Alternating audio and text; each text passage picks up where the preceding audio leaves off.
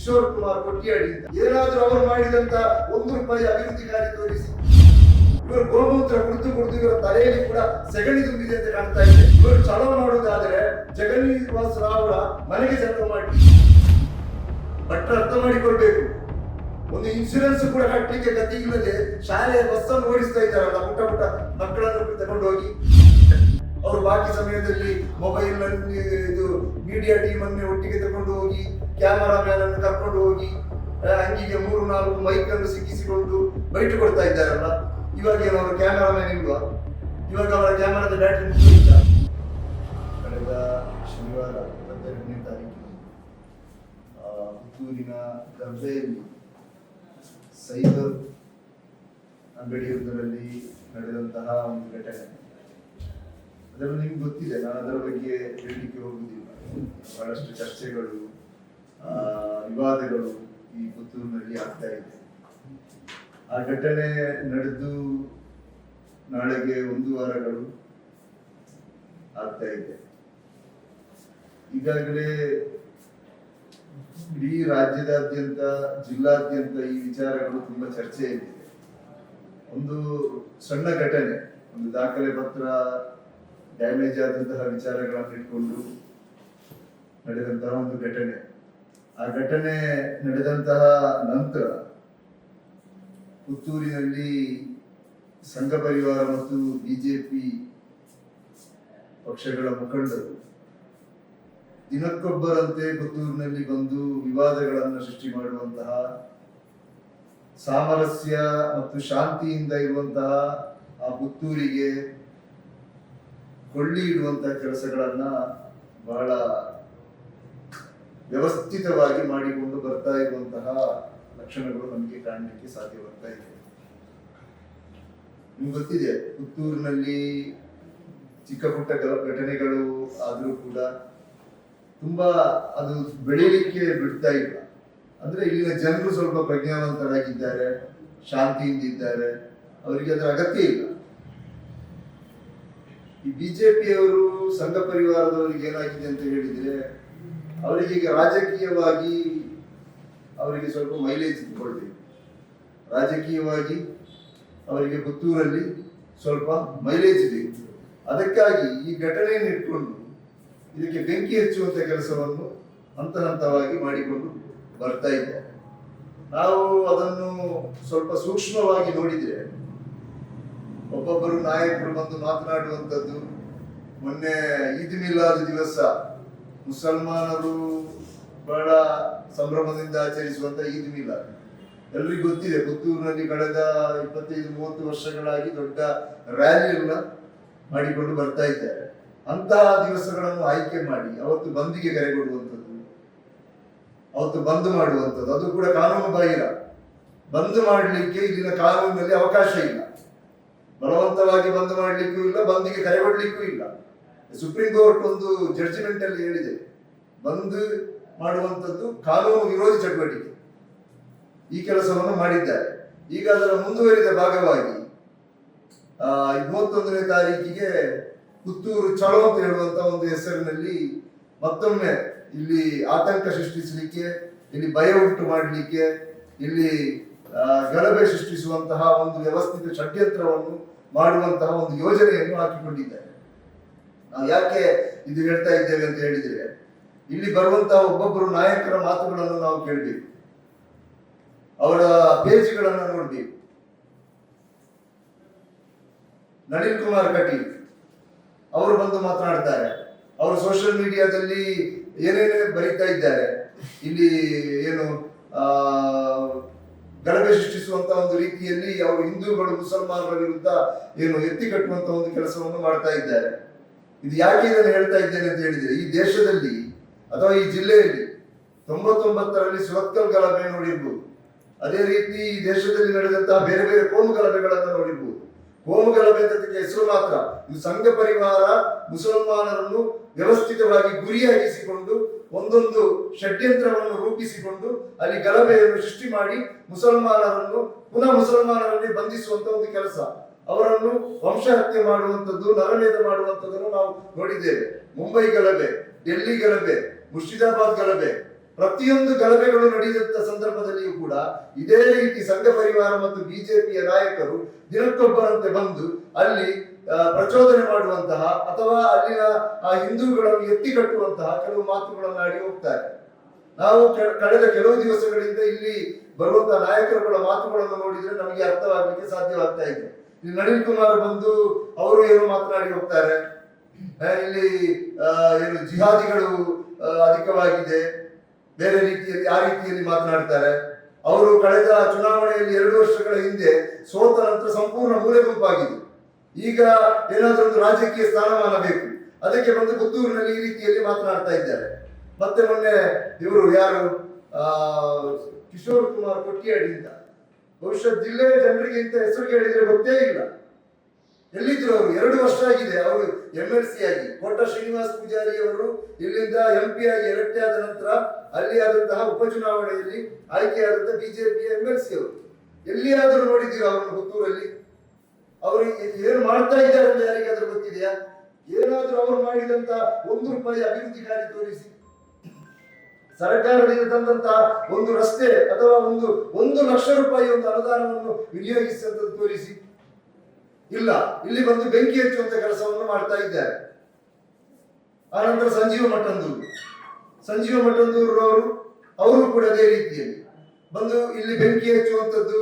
ಇಲ್ಲಿ ಏನು ಆಗ್ಲಿಲ್ಲ, ಇಲ್ಲಿ ಏನೋ ಅವತ್ತು ಆದಂತಹ ಒಂದು ಘಟನೆ, ಸ್ವಲ್ಪ ಜನ ಸೇರಿದ್ದಾರೆ, ಪೊಲೀಸರು ಕಾನೂನು ರೀತಿಯಲ್ಲಿ ಕ್ರಮವನ್ನು ಕೈಗೊಳ್ತಾ ಇದ್ದಾರೆ. ಇವತ್ತು ಟೆಕ್ನಿಕಲ್ ಕಾಲ.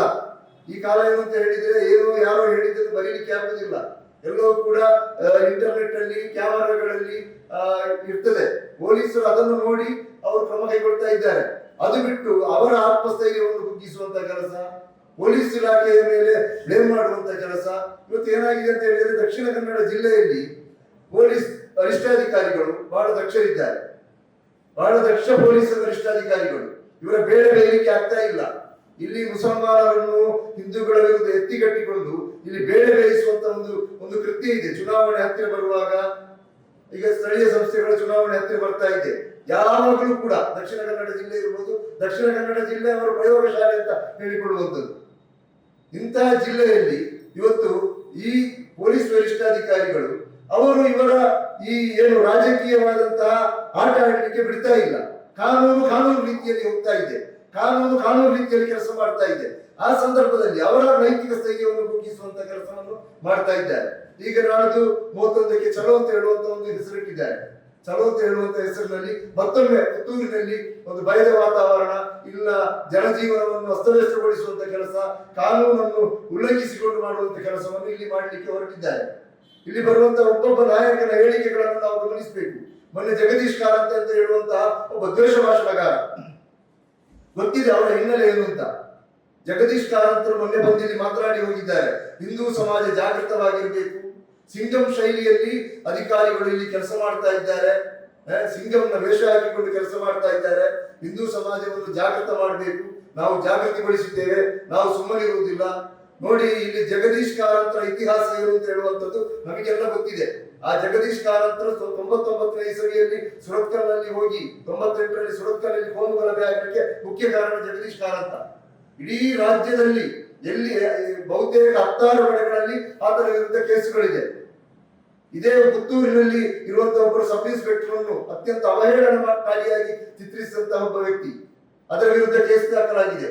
ಆ ಪೊಲೀಸ್ ಅಧಿಕಾರಿ ಮುಸಲ್ಮಾನ ಅಂತ ಹೇಳುವಂತ ಏಕೈಕ ಕಾರಣದಿಂದ ಅವರ ಧರ್ಮವನ್ನು ಉಲ್ಲೇಖ ಮಾಡಿಕೊಂಡು ಆ ಧರ್ಮದ ಹೆಸರಲ್ಲಿ ಅವರನ್ನು ಅವಹೇಳನ ಮಾಡಿದಂತ ವ್ಯಕ್ತಿ.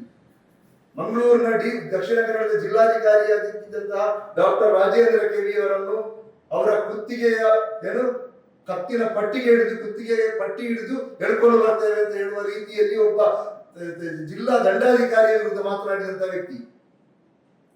ಇಲ್ಲಿ ಗುಂಜಲಗಟ್ಟೆಯ ಸಬ್ ಇನ್ಸ್ಪೆಕ್ಟರ್ ಆಗಿದ್ದಂತ ಮಹಿಳಾ ಸಬ್ ಇನ್ಸ್ಪೆಕ್ಟರ್ ಸೌಮ್ಯ ಅವರ ವಿರುದ್ಧವೂ ಕೂಡ ಕಾನೂನು ರೀತಿಯಲ್ಲಿ ಅಂತ ಹೇಳಿದಂತ ವ್ಯಕ್ತಿ.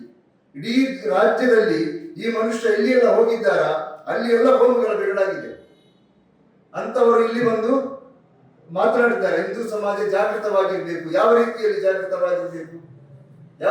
ಜಾಗೃತವಾಗಿರ್ಬೇಕು? ಬೇರೆ ಬೇರೆ ನಾಯಕರು, ಮೊನ್ನೆ ಇವರು ಯಾರು ಶರಣ್ ಪಂಪೇಲ್ ದ್ವೇಷ ಭಾಷಣಗಾರ, ಕ್ರಿಮಿನಲ್ ಹಿನ್ನೆಲೆ ಇರುವಂತಹ ವ್ಯಕ್ತಿಗಳು, ಇಲ್ಲಿ ಬಂದು ಮಾಧ್ಯಮದ ಮುಂದೆ ಹೇಳಿಕೆ ಕೊಡ್ತಾ ಇದ್ದಾರೆ. ಈ ಜಿಲ್ಲೆಯ ಶಾಂತಿ ಸುವ್ಯವಸ್ಥೆಯನ್ನು ಹಾಳು ಮಾಡುವಂತ ಕೆಲಸವನ್ನು ಮಾಡ್ತಾ ಇದ್ದಾರೆ. ಅದೇ ರೀತಿ ನಿನ್ನೆ ಕಲ್ಲಡಕ ಪ್ರಭಾಕರ ಭಟ್ರು ಬಂದು ದ್ವೇಷ ಭಾಷಣದ ಇತಿಹಾಸ ಇರುವಂತಹ ವ್ಯಕ್ತಿ. ಇಂತಹ ಘಟನೆಗಳು ಪುತ್ತೂರಿನಲ್ಲಿ ನಡೆಯುವಾಗ ನಾನು ಕೇಳ್ತಾ ಇರುವಂತದ್ದು, ಇವರು 31ನೇ ತಾರೀಕಿಗೆ ಚಲೋ ಇಟ್ಟಿದ್ದಾರೆ. ಯಾವ ಉದ್ದೇಶ ಇಟ್ಕೊಂಡು ಚಲೋ ಇಡುವಂತದ್ದು? ಚಲೋ ಮಾಡ್ಲಿ, ಒಳ್ಳೊಳ್ಳೆ ಉದ್ದೇಶ ಇಟ್ಕೊಂಡು ಚಲೋ ಮಾಡ್ಲಿ, ಏನು ಅಭ್ಯಂತರ ಇಲ್ಲ. ನಾವು ಮಾಡಿದ್ದೇವೆ, ಮೊನ್ನೆ ಟೋಲ್ ಗೇಟ್ ತೆಗಿಬೇಕು ಅಂತ DC ಕಚೇರಿಗೆ ಚಲೋ ಮಾಡಿದ್ದೇವೆ. ಮರುದಿವಸ 2B ಮೀಸಲಾತಿ ಕಾಂತರಾಜ್ ವರದಿ ಆಯೋಗ ಜಾರಿಗೆ ತರಬೇಕು ಅಂತ ಬೆಂಗಳೂರು ಚಲೋ ಮಾಡಿದ್ದೇವೆ. ಬೇರೆ ಬೇರೆ ಸಂಘಟನೆಗಳು ಪಕ್ಷಗಳು ಮಾಡ್ತಾ ಇದೆ. ಆದ್ರೆ ಇವರು ಮಾಡ್ತಾ ಇರುವಂತ ಚಲೋ ಅದು ಏನು ಚಲೋ? ಯಾವ ಚಲೋ ಪುತ್ತೂರಿಗೆ ಮಾಡ್ತಾ? ಪುತ್ತೂರಿಗೆ ಏನಾಗಿದೆ? ಪುತ್ತೂರಿನಲ್ಲಿ ಮುಸಲ್ಮಾನರು ಏನ್ ಮಾಡಿದ್ದಾರೆ? ಜಗದೀಶ್ ಕಾರಂತರು ಮಾತನಾಡಿದ್ದಾರೆ, ಇಲ್ಲಿ ಎಕನಾಮಿಕಲ್ ಟೆರರಿಸಂ ಆಗ್ತಾ ಇದೆ. ಇವರು ಏನು ಮಾತನಾಡ್ತಾ ಇದ್ದಾರೆ? ಒಂದು ಜೆರಾಕ್ಸ್ ಅಂಗಡಿಯಲ್ಲಿ ಆದಂತ ಒಂದು ಚಿಕ್ಕ ಘಟನೆ, ಆ ಘಟನೆಯ ಹೆಸರಿನಲ್ಲಿ ಸ್ವಲ್ಪ ಜನ ಸೇರಿ ಏನೋ ಗೊಂದಲ ಆಗಿದೆ. ಅಲ್ಲಿ ಪೊಲೀಸರ ಕರ್ತವ್ಯವನ್ನು ಮಾಡ್ತಾ ಇದ್ದಾರೆ. ಇವರ ತಲೆಯಲ್ಲಿ ಏನು ಸೆಗಣಿ ಇರುವುದಾ? ಇವರು ಗೋಮೂತ್ರ ಕುಡಿದು ಇವರ ತಲೆಯಲ್ಲಿ ಕೂಡ ಸೆಗಣಿ ತುಂಬಿದೆ ಅಂತ ಕಾಣ್ತಾ ಇದೆ. ಇಂಥ ಮಾತುಗಳು, ಇಂಥ ವಿಚಾರ ಇಟ್ಟುಕೊಂಡು ಎಕನಾಮಿಕಲ್ ಟೆರರಿಸಂ ಆಗ್ತಾ ಇದೆ ಅಂತ ಪುತ್ತೂರಲ್ಲಿ. ಇಂತಹ ಒಂದು ಏನು ಮತಿಭ್ರಮಣೆಯಾದಂತಹ ರೀತಿಯಲ್ಲಿ ಒಬ್ಬೊಬ್ಬ ಸಂಘ ಪರಿವಾರದ ನಾಯಕರು ಬಂದು ಮಾತನಾಡ್ತಾ ಇದ್ದಾರೆ. ಇವರು ಚಲೋ ಮಾಡುದು ಯಾಕೆ ಚಲೋ ಮಾಡಬೇಕು ಪುತ್ತೂರಿಗೆ? ಇವರು ಚಲೋ ಮಾಡುವುದಾದ್ರೆ ಜಗನ್ನಿವಾಸ ರಾವ್ರ ಮನೆಗೆ ಚಲೋ ಮಾಡ್ಲಿ. ಆ ಜಗನ್ನಿವಾಸ ರಾವ್ರ ಮಗ ಒಬ್ರು ಹಿಂದೂ ಹುಡುಗಿಗೆ ಅನ್ಯಾಯ ಮಾಡಿ ಅಕ್ರಮ ಗರ್ಭ ಮಾಡಿ ಕೈಗೊಟ್ಟಿದ್ದಾರಲ್ಲ, ಆ ಹೆಣ್ಣು ಮಗಳು ಪತ್ರಿಕೆಯ ಮುಂದೆ ಬೀದಿಯಲ್ಲಿ ನಿಂತು ಪ್ರತಿಭಟನೆ ಮಾಡಿ ಕೂಗಾಡಿದ್ದಾರಲ್ಲ, ಯಾಕೆ ಇವರಿಗೆ ಯಾವಾಗ ಚಲೋ ಮಾಡ್ಲಿಕ್ಕೆ ಆಗ್ಲಿಲ್ಲ? ಯಾಕೆ ಇವರಿಗೆ ಚಲೋ ಮಾಡ್ಲಿಕ್ಕೆ ಆಗ್ಲಿಲ್ಲ? ಮೊನ್ನೆ ಸುರತ್ಕಲ್ನಲ್ಲಿ ಅಜಿತ್ ಪೂಜಾರಿ ಅಂತ ಹೇಳುವಂತ ಒಬ್ಬ ಹಿಂದೂ ಹೆಣ್ಣು ಮಗಳಿಗೆ ಅನ್ಯಾಯ ಮಾಡಿ ಕೈ ಕೊಟ್ಟು ಅವಳು ಸೊಸೈಡ್ ಮಾಡಿಕೊಂಡಿದ್ದಾಳೆ. ಅಲ್ಲಿಗೆ ಚಲೋ ಮಾಡ್ಲಿ. ಬೆಳ್ತಂಗಡಿಯಲ್ಲಿ ಒಂದು ಹುಡುಗ ಏನು ಸುಮಂತ್ ಅಂತ ಅನುಮಾನಾಸ್ಪದವಾದಂತ ಸಾವು, ಅದರ ಬಗ್ಗೆ ತುಂಬಾ ಸಂಶಯಗಳಿದೆ. ಇವರು ಅಲ್ಲಿಗೆ ಚಲೋ ಮಾಡಿದ್ದಾರ? ಅಥವಾ ಬೆಳ್ತಂಗಡಿಗೆ ಉಜಿರೆಯಲ್ಲಿ ಸಾವಿರಾರು ಏನು ಮೃತದೇಹಗಳಿದೆ ಅಂತ ಹೇಳಿ ಸುದ್ದಿ ಆಯ್ತಲ್ಲ ಧರ್ಮಸ್ಥಳದಲ್ಲಿ, ಅಲ್ಲಿಗೆ ಚಲೋ ಮಾಡಿದ್ದಾರ? ಯಾಕೆ ಅಲ್ಲಿಗೆ ಚಲೋ ಮಾಡ್ಲಿಕ್ಕೆ ಸಾಧ್ಯ ಇಲ್ಲ ಇವರಿಗೆ ಪುತ್ತೂರಿನಲ್ಲಿ ಚಲೋ ಮಾಡಿ ಏನು ಸಾಧನೆ ಮಾಡ್ಲಿಕ್ಕಿದೆ? ನಿನ್ನೆ ಕಲ್ಲಡಕ ಪ್ರಭಾಕರ ಭಟ್ರು ಬಂದು ಇಲ್ಲಿ ಹೇಳಿದ್ರು, ಹಿಂದೂ ಸಮಾಜ ಜಾಗೃತವಾಗಿರ್ಬೇಕು. ಯಾವ ರೀತಿಯಲ್ಲಿ ಜಾಗೃತವಾಗಿರ್ಬೇಕು ಹಿಂದೂ ಸಮಾಜ? ನಾನು ಅವರಲ್ಲಿ ಕೇಳ್ತಾ ಇದ್ದೇನೆ, ಹಿಂದೂ ಸಮಾಜ ಯಾವ ರೀತಿಯಲ್ಲಿ ಜಾಗೃತರಾಗಿರ್ಬೇಕು? ಅವರ ಬಸ್ಸಿಗೆ ಮಕ್ಕಳನ್ನು ಹತ್ತಿಸುವಾಗ ಅದರಲ್ಲಿ ಇನ್ಶೂರೆನ್ಸ್ ಉಂಟಾ ಅಂತ ನೋಡ್ಬೇಕು. ಆ ರೀತಿಯಲ್ಲಿ ಜಾಗೃತರಾಗಿರ್ಬೇಕು. ಭಟ್ರು ಅರ್ಥ ಮಾಡಿಕೊಳ್ಬೇಕು. ಒಂದು ಇನ್ಶೂರೆನ್ಸ್ ಕೂಡ ಕಟ್ಟಲಿಕ್ಕೆ ಗತಿ ಇಲ್ಲದೆ ಶಾಲೆಯ ಬಸ್ ಅನ್ನು ಓಡಿಸ್ತಾ ಇದ್ದಾರಲ್ಲ, ಪುಟ್ಟ ಮಕ್ಕಳನ್ನು ತಗೊಂಡು ಹೋಗಿ. ಒಂದು ಮರ ಬಿದ್ದು ಒಂದು ಮಗು ಸತ್ತೋಯ್ತಲ್ಲ, ಅದಕ್ಕೆ ಇನ್ಶೂರೆನ್ಸ್ ಉಂಟಾ? ಆ ಮಗುವಿಗೆ ಏನಾದ್ರೂ ಪರಿಹಾರ ಸಿಕ್ಕಿದ್ದ? ಇವರಿಗೆ ಅಷ್ಟು ಮಾಡ್ಲಿಕ್ಕೆ ಗತಿ ಇಲ್ಲದವರು ಇಲ್ಲಿ ಬಂದು ಬೆಂಕಿ ಹಚ್ಚುವಂತ ಕೆಲಸವನ್ನು ಮಾಡ್ತಾ ಇದ್ದಾರೆ. ಆದ ಕಾರಣ ಪುತ್ತೂರಿಗೆ ಒಂದು ಬೆಂಕಿ ಹಚ್ಚುವಂತ ಕೆಲಸವನ್ನು ಯಾರೇ ಮಾಡಿದ್ರು ಕೂಡ ಅದನ್ನು ಒಪ್ಪಿಕೊಳ್ಳಿಕ್ಕೆ ನಾವು ತಯಾರಿಲ್ಲ. ಪುತ್ತೂರಿನ ಇತಿಹಾಸ ಇದು ತುಂಬಾ ಸಾಮರಸ್ಯದ ಇತಿಹಾಸ. ಇಲ್ಲಿ ಇವರ ಬೇಡ ಬೇಯಲಿಕ್ಕೆ ನಾವು ಬಿಡುವುದಿಲ್ಲ, ಇಲ್ಲಿನ ಪ್ರಜ್ಞಾವಂತ ನಾಗರಿಕರು ಬಿಡುವುದಿಲ್ಲ. ಇವತ್ತು ದಿವಸಕ್ಕೆ ಒಂದು ಹೇಳಿಕೆಯನ್ನು ಕೊಡ್ತಾ ಇದ್ದಾರೆ, ಮುಸಲ್ಮಾನರು ಹಾಗೆ ಮಾಡಿದ್ದಾರೆ, ಮುಸಲ್ಮಾನರ ಪರವಾಗಿ ಪೊಲೀಸರು ಕೆಲಸ ಮಾಡ್ತಾ ಇದ್ದಾರೆ. ಏನು ಕೆಲಸ ಮಾಡ್ತಾ ಇದ್ದಾರೆ ಪೊಲೀಸರು ಮುಸಲ್ಮಾನರ ಪರವಾಗಿ? ಅಲ್ಲಿ ಹಲ್ಲೆಯಾಗಿ ಆ ವಿಕ್ಟಿಮ್ಸ್ ಅಲ್ಲಿ ಹೋಗಿ ಅಡ್ಮಿಟ್ ಆಗಿದ್ದಾರೆ. ಅಲ್ಲಿ ವಿಕ್ಟಿಮ್ಸ್ನ ಮೇಲೆ ಕೇಸ್ ಮಾಡಿದ್ದಾರೆ. ಅದು ನ್ಯಾಯ? ಮುಸಲ್ಮಾನರಿಗೆ ಏನು ನ್ಯಾಯ ಸಿಕ್ಕಿದ್ದ? ಮೊನ್ನೆ ಇಲ್ಲಿ ಗಲಾಟೆ ಆಗಿದೆ, ಸುಮೋಟೋ ಕೇಸ್ ಆಗಿದೆ. ಗಲಾಟೆಗಳು ಸಹಜವಾಗಿ ಆಗ್ತದೆ, ಇಂಥ ಮಾಡುವ ಜನ ಸೇರ್ತಾರೆ, ಅದು ದಿನಕ್ಕೆ ಒಂದರಂತೆ ಎಲ್ಲ ಕಡೆಯಲ್ಲಿ ಆಗ್ತಾ ಇರ್ತದೆ. ಅಲ್ಲಿ 17 ಮಂದಿಯ ಮೇಲೆ FIR ದಾಖಲಾಗಿದೆ. ಎಲ್ಲರೂ ಕೂಡ ಮುಸಲ್ಮಾನರು. ಮತ್ತೇನು ಮುಸಲ್ಮಾನರ ಪರವಾಗಿ ಕೆಲಸ ಮಾಡಿದ್ದಾರೆ? ಎಲ್ಲಿ ಮುಸಲ್ಮಾನರಿಗೆ ನ್ಯಾಯ ಸಿಕ್ಕಿದೆ? ಇವರು ಯಾಕೆ ಸಮಾಜದಲ್ಲಿ ತಪ್ಪು ಸಂದೇಶವನ್ನು ಮಾಡುವಂತ ಭಾಷಣಗಳನ್ನು ಮಾಡ್ತಾ ಇದ್ದಾರೆ? ದಿನಕ್ಕೊಬ್ಬ ನಾಯಕ ಬಂದು ಪುತ್ತೂರಿನಲ್ಲಿ ಮುಸಲ್ಮಾನರನ್ನು ಅವಹೇಳನಕಾರಿಯಾಗುವಂತ ರೀತಿಯಲ್ಲಿ ಹೇಳಿಕೆಗಳನ್ನು ಕೊಡ್ತಾ ಇದ್ದಾರೆ. ಜವಾಬ್ದಾರಿ ಇರುವಂತವರು ಇಲ್ಲಿನ ಸಂಸದರು ಬ್ರಿಜೇಶ್ ಚೌಟಾರ್ ಅವರು, ನಳಿನ್ ಕುಮಾರ್ ಕಟೀಲ್ 3 ಸಲ ಸಂಸದರಾಗಿದ್ದಂತ ವ್ಯಕ್ತಿ, ಬಿಜೆಪಿ ರಾಜ್ಯ ಅಧ್ಯಕ್ಷರಾಗಿದ್ದಂತ ವ್ಯಕ್ತಿ. ಅದೇ ರೀತಿ ಶೋಭಾ ಕರಂದ್ಲಾಜೆ ನಿನ್ನೆ ಒಂದು ಹೇಳಿಕೆ ಕೊಟ್ಟರು. ಕೇಂದ್ರ ಸಚಿವರು ಸಂಜೀವ ಮಠಂದೂರು ಮಾಜಿ ಸಚಿವರು, ಕಿಶೋರ್ ಕುಮಾರ್ MLC, ಇಂತಹ ಜವಾಬ್ದಾರಿಯುತ ಸ್ಥಾನದಲ್ಲಿರುವಂತಹ ಈ ವ್ಯಕ್ತಿಗಳು ಬಂದು ದಿನಕ್ಕೆ ಒಂದು ಹೇಳಿಕೆಯನ್ನು ಪುತ್ತೂರಲ್ಲಿ ಕೊಡ್ತಾ ಇದ್ರೆ ಈ ಪುತ್ತೂರಿನ ಪರಿಸ್ಥಿತಿ ನಾಳೆ ಏನಾಗ್ಬೋದು? ಇಲ್ಲಿ ಹಿಂದೂ ಮುಸಲ್ಮಾನರು, ಕೊಂಕಣಿಗಳು, ಕ್ರೈಸ್ತರು ಎಲ್ಲರೂ ಒಟ್ಟಿಗೆ ಸೇರಿ ವ್ಯಾಪಾರ ಮಾಡ್ತಾ ಇದ್ದಾರೆ. ಇಲ್ಲಿ ಯಾವ ಸಮಸ್ಯೆ ಇಲ್ಲ. ಈ ರೀತಿಯಲ್ಲಿ ಬಂದು ಇಲ್ಲಿ ಗಲಭೆಯನ್ನು ಸೃಷ್ಟಿಸುವಂತಹ ಒಂದು ದೂರದೃಷ್ಟಿಯನ್ನು ಇಟ್ಕೊಂಡಿದ್ದಾರೆ. ಇಲ್ಲಿ 97-98ರಲ್ಲಿ ಸೌಮ್ಯ ಭಟ್ ಕೊಲೆಯಾದಂತಹ ಸಂದರ್ಭದಲ್ಲಿ ಒಂದು ಗಲಭೆ ಆಗಿತ್ತು. ಆ ನಂತರ ಇಲ್ಲಿ ಅಂತ ಗಲಭೆಗಳಾಗ್ಲಿಲ್ಲ. ಇವರಿಗೆ ಸಹಿಸಿಕೊಳ್ಳಿಕ್ಕೆ ಸಾಧ್ಯವಾಗ್ತಾ ಇಲ್ಲ. ಇವರಿಗೆ ರಾಜಕೀಯವಾದಂತಹ ಬೇಳೆ ಬೇಯ್ತಾ ಇಲ್ಲ. ಅದಕ್ಕೆ ಬೇಕಾಗಿ ಇವತ್ತು ಈ ಗಲಭೆ ಮಾಡಲಿಕ್ಕೆ ಹೊರಟಿದ್ದಾರೆ. ಇದನ್ನು ಅರ್ಥ ಮಾಡಿಕೊಳ್ಬೇಕು. ಇದರೊಂದಿಗೆ ನಮಗೆ ಕೇಳಲಿಕ್ಕೆ ಇರುವಂತದ್ದು, ಇವತ್ತು ಪುತ್ತೂರಿನ ಶಾಸಕರು ಏನ್ ಮಾಡ್ತಾ ಇದ್ದಾರೆ ಅವರು? ಇವತ್ತು ಬಿಜೆಪಿಯವರು ದಿವಸಕ್ಕೆ ಒಂದು ಹೇಳಿಕೆಗಳನ್ನ ಮುಸಲ್ಮಾನರ ವಿರುದ್ಧ, ಅದೇ ರೀತಿ ಇಲ್ಲಿನ ಸಾಮರಸ್ಯವನ್ನು ಕೆಡುವಂತಹ ರೀತಿಯಲ್ಲಿ, ಇಲ್ಲಿನ ಹಿಂದೂ ಮುಸಲ್ಮಾನರ ಮಧ್ಯೆ ಕಂದಕವನ್ನು ಸೃಷ್ಟಿ ಮಾಡುವಂತ ರೀತಿಯಲ್ಲಿ, ಮುಸಲ್ಮಾನರನ್ನು ಆರೋಗ್ಯ ಸ್ಥಾನದಲ್ಲಿ ನಿಲ್ಲಿಸುವಂತ ರೀತಿಯಲ್ಲಿ ದಿನಕ್ಕೆ ಒಂದು ಹೇಳಿಕೆ ಕೊಡ್ತಾ ಇದ್ದಾರೆ. ನಮ್ಮ ಶಾಸಕರು ಏನ್ ಮಾಡ್ತಾ ಇದ್ದಾರೆ? ಎಲ್ಲಿದ್ದಾರೆ ಅವರು? ಬಾಕಿ ಸಮಯದಲ್ಲಿ ಮೊಬೈಲ್ ನಲ್ಲಿ ಇದು ಮೀಡಿಯಾ ಟೀಮ್ ಅನ್ನೇ ಒಟ್ಟಿಗೆ ತಗೊಂಡು ಹೋಗಿ, ಕ್ಯಾಮರಾಮ್ಯಾನ್ ಅನ್ನು ಕರ್ಕೊಂಡು ಹೋಗಿ, ಅಂಗಿಗೆ 3-4 ಮೈಕ್ ಅನ್ನು ಸಿಕ್ಕಿಸಿಕೊಂಡು ಬೈಟ್ ಕೊಡ್ತಾ ಇದ್ದಾರಲ್ಲ. ಇವಾಗ ಏನು ಅವರು ಕ್ಯಾಮರಾಮ್ಯಾನ್ ಇಲ್ವಾ? ಇವಾಗ ಅವರ ಕ್ಯಾಮರಾದ ಬ್ಯಾಟ್ರಿ ಮುಗ್ದೋಯ್ತ? ಏನವರು ಮಾತನಾಡ್ತಾ ಇಲ್ಲ? ಯಾಕೆ ಪುತ್ತೂರು ಶಾಸಕರು ಮಾತನಾಡ್ತಾ ಇಲ್ಲ? ನಿನ್ನೆ ಒಬ್ಬರು ಕಾಂಗ್ರೆಸ್ ಮುಖಂಡರು ಪತ್ರಿಕಾಗೋಷ್ಠಿಯಲ್ಲಿ ಮಾತನಾಡ್ತಾ ಹೇಳಿದ್ರು, ಶಾಸಕರು ಹೋದ್ರು, ಅವರ ಬಳಿಗೂ ಹೋದ್ರು, ಇವರ ಬಳಿಗೂ ಹೋದ್ರು. ಅದಲ್ಲವಲ್ಲ ಅವರ ಕೆಲಸ. ಹೋಗ್ಲಿ, ಅವರು ಎಲ್ಲರ ಬಳಿಗೆ ಹೋಗ್ಲಿ.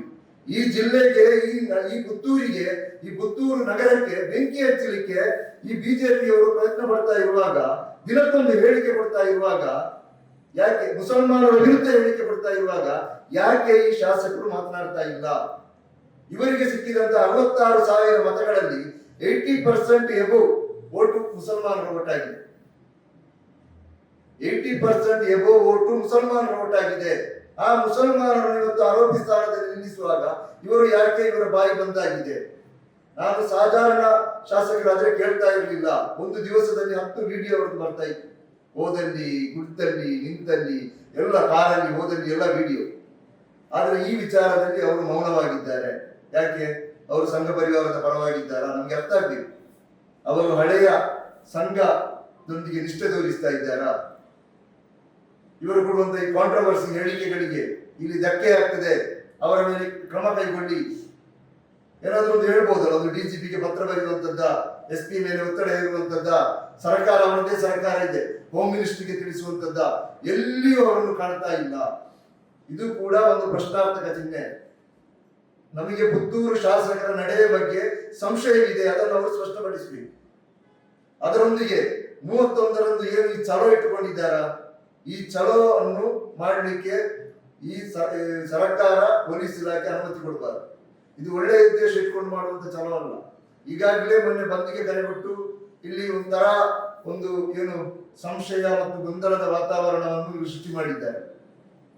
ಇನ್ನು ಚಲೋ ಮಾಡಿ ಮೊದಲುವಾಗಿ ಈ ಚಲೋಗಳು, ಸಮಾಜೋತ್ಸವ ಇದೆಲ್ಲ ಚುನಾವಣೆಗಿಂತ ಮೊದಲು ಮಾಡ್ತಾ ಇದ್ರು.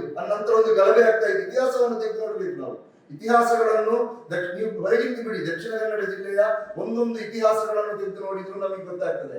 ಎಲ್ಲಿ ಸಂಘ ಪರಿವಾರದ ನಾಯಕರು 1 by 1 ಆಗಿ ಹೋಗಿ ಸ್ಟೇಟ್ಮೆಂಟ್ ಕೊಡ್ತಾ ಇದ್ದಾರೆ, ಎಲ್ಲಿ ಸಂಘ ಪರಿವಾರದ ನಾಯಕರು ಸಮಾಜೋತ್ಸವ, ಹಿಂದೂ ಸಭೆ, ಬೈಟೆಕ್ ಈ ಹೆಸರಿನಲ್ಲಿ ಸಭೆಗಳನ್ನು ನಡೆಸ್ತಾರೆ. ಆ ನಂತರ ಆ ಊರಿನಲ್ಲಿ ಒಂದು ಕೋಮು ಗಲಭೆಯಾಗಿ 10 ಜೀವಗಳು ಹೋಗಿದೆ.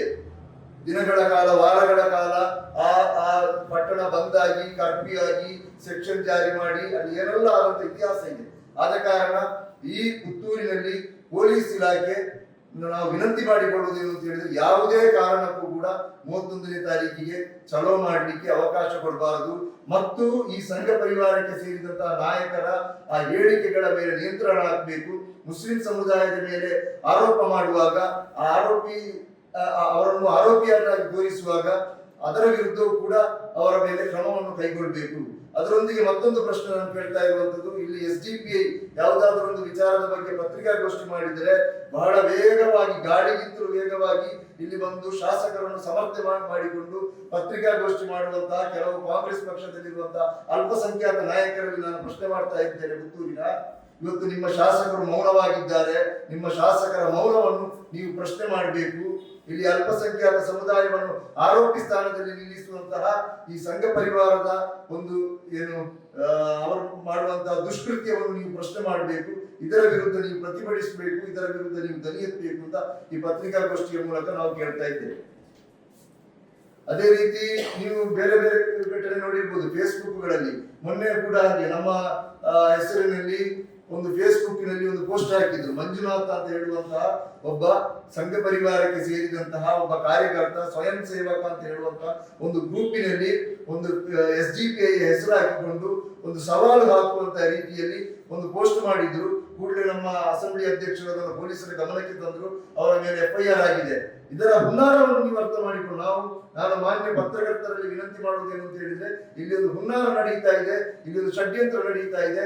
ಈ ಪುತ್ತೂರು ಇದು ಶಾಂತಿ ಇರಲಿ, ಇದು ಸಾಮರಸ್ಯ ಇರಲಿ, ಇದು ಹೀಗೆ ಮುಂದುವರಿಯಲಿ, ನಾವೆಲ್ಲ ಜೊತೆಯಾಗಿ ಬಾಳ್ಬೇಕು. ಇಲ್ಲ ಹಿಂದೂ ಬಾಂಧವರು ಕೂಡ ಅರ್ಥ ಮಾಡಿಕೊಳ್ಬೇಕು. ಇಲ್ಲ ಹಿಂದೂಗಳು ಬಹಳ ಒಳ್ಳೆಯವರಿದ್ದಾರೆ, ಅವರು ಅರ್ಥ ಮಾಡಿಕೊಳ್ಬೇಕು. ಈ ಸಂಘ ಪರಿವಾರದ ಷಡ್ಯಂತ್ರವನ್ನು ಅರ್ಥ ಮಾಡಿಕೊಂಡು ಅವರು ಕರೆ ಕೊಡುವಂತಹ ಚಲೋಗಳಿಗೆ, ಬಂಧುಗಳಿಗೆ ಬೆಂಬಲ ವ್ಯಕ್ತಪಡಿಸಿದರೆ ನಾಳೆ ನಮ್ಮ ವ್ಯಾಪಾರ ವಹಿವಾಟುಗಳು ಇಲ್ಲದಂತೆ ಆಗ್ತದೆ. ಇದರಲ್ಲಿ ನಷ್ಟ ಅನುಭವಿಸುವಂತದ್ದು ಸಾಮಾನ್ಯ ಜನರಾದಂತಹ ವರ್ತಕರು ಅಥವಾ ಸಾಮಾನ್ಯ ಬೀದಿ ಬದಿ ವ್ಯಾಪಾರಿಗಳು, ಹೋಟೆಲ್ ವ್ಯಾಪಾರಿಗಳಾಗಿರ್ತಾರೆ. ಇಲ್ಲಿ ಎಲ್ಲರೂ ನಾವು ಹೋಟೆಲ್ಗೆ ಹೋಗುವಾಗ ಹಿಂದೂ ಮುಸಲ್ಮಾನರು ಅಂತ ಹೋಗಿ ನೋಡುವುದಿಲ್ಲ. ಹಸಿವಾಗಿರುವಾಗ ಎಲ್ಲ ಹೋಟೆಲ್ಗೆ ಹೋಗಿ ಊಟ ಮಾಡ್ತಾ ಇದ್ದೇವೆ. ಅಥವಾ ಅಂಗಡಿಗಳಿಗೆ ಪರ್ಚೇಸ್ ಮಾಡುವಾಗಲೂ ಕೂಡ ಪುತ್ತೂರಲ್ಲಿ ಅಂತ ಒಂದು ಇದೇ ಇಲ್ಲ, ಅಂತ ಒಂದು ವಿದ್ಯಮಾನವೇ ಇಲ್ಲ. ಅವರು ಜಾತಿ ನೋಡಿ ಹೋಗುವಂಥದ್ದು ಅದು ಈ ಪುತ್ತೂರಿನಲ್ಲಿ ಇಲ್ಲ. ದಯವಿಟ್ಟು ಅಂತಹ ಒಂದು ಘಟನೆಗಳಿಗೆ ಇಲ್ಲಿ ಅವಕಾಶ ಮಾಡಿ ಕೊಡಬೇಡಿ. ಇನ್ನು ವರ್ತಕರು ಕೂಡ ಈ ಸಂಘ ಪರಿವಾರದ ಏನು ಅವರ ಅಜೆಂಡಾವನ್ನು ಅರ್ಥ ಮಾಡಿಕೊಂಡು ಅದಕ್ಕೆ ಬಲಿಯಾಗಬಾರದು ಅಂತ ಹೇಳುವಂತ ಒಂದು ವಿನಂತಿಯನ್ನು ಈ ಸಂದರ್ಭದಲ್ಲಿ ಮಾಧ್ಯಮದ ಮೂಲಕ ನಾನು ಮಾಡ್ತಾ ಇದ್ದೇನೆ.